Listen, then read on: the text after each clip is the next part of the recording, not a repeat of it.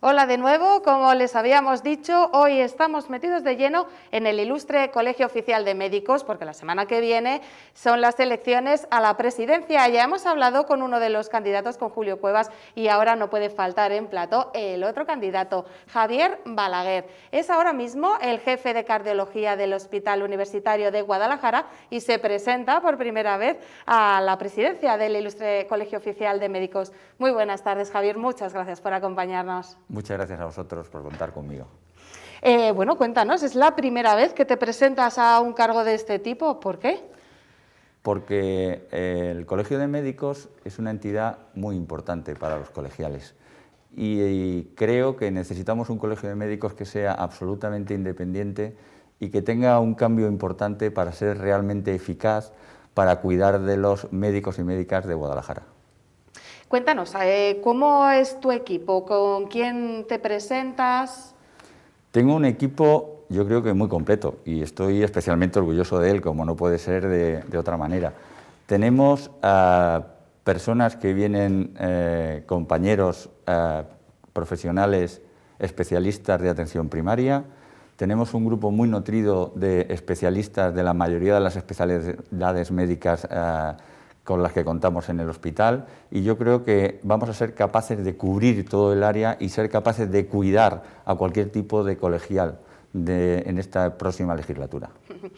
Imagino que tenéis un programa de lo más completo con muchas iniciativas, muchas propuestas, pero ¿cuál es la prioridad para Javier? La prioridad es que el Colegio de Médicos sea un órgano independiente. Es fundamental que el Colegio de Médicos pueda atender a cualquier colegial con independencia de la ideología política que tenga. Ese es el elemento fundamental. La misión del colegio es no hacer política, sino cuidar a los colegiales. Y ese es el motivo fundamental por el que me presento.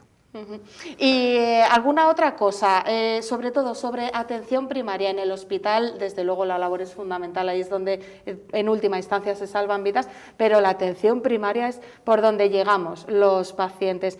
¿Qué le falta a la atención primaria para terminar de dar un servicio como a vosotros médicos os gustaría? A los especialistas de atención primaria de Guadalajara le faltan medios y le falta un organismo que sea capaz de pelear por ellos para conseguir esos medios.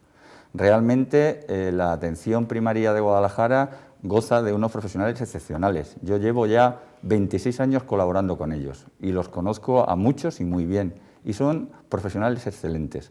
Necesitan medios para poder ejercer su actividad de forma mucho más ordenada, con menos sobrecarga. No puede haber consultas de 40 o 50 pacientes al día, eso no se puede realizar.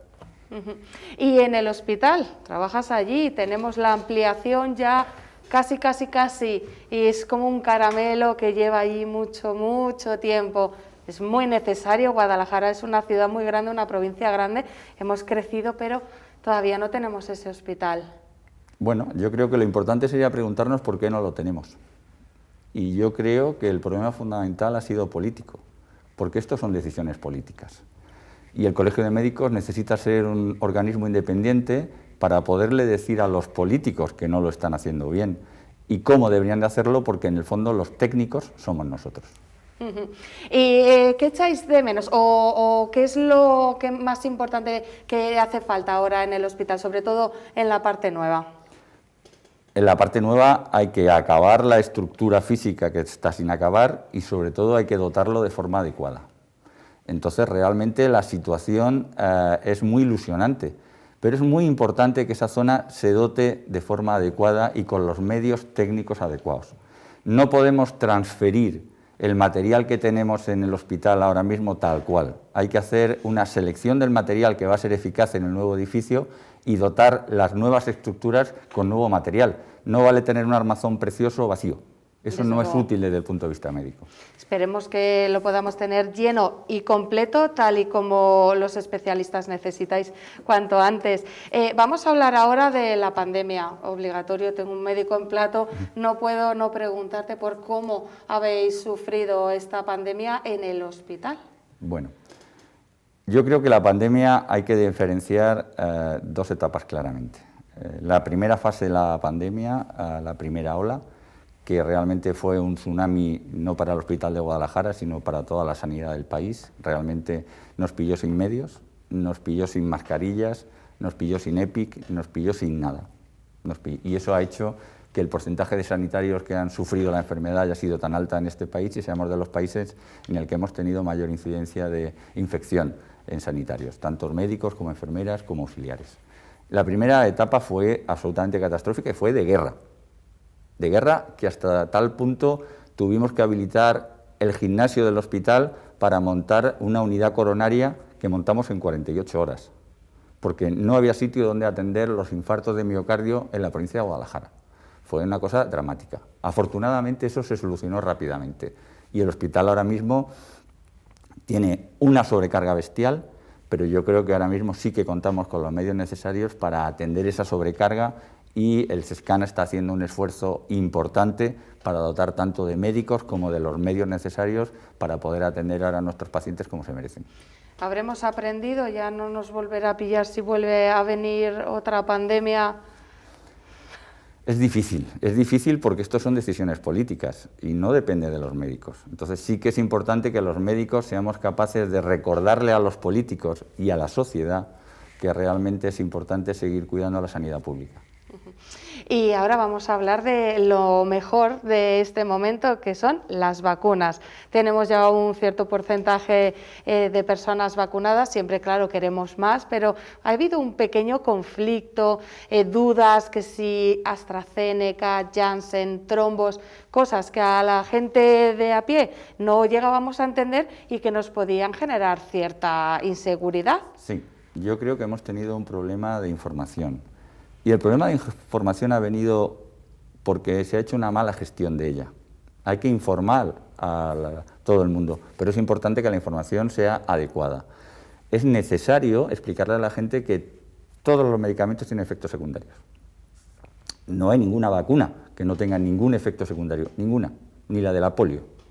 Entonces es importante explicarle a la gente que esos efectos secundarios son mucho menores que el riesgo que supone padecer la infección por el virus. Si hubiéramos sido capaces de explicar que el virus es mucho más trombogénico que cualquiera de las vacunas que estamos poniendo, ese miedo hubiera desaparecido, porque es mucho más probable que tengas un trombo cogiendo una infección por la COVID que poniéndote cualquiera de las vacunas de las que están surgiendo dudas realmente.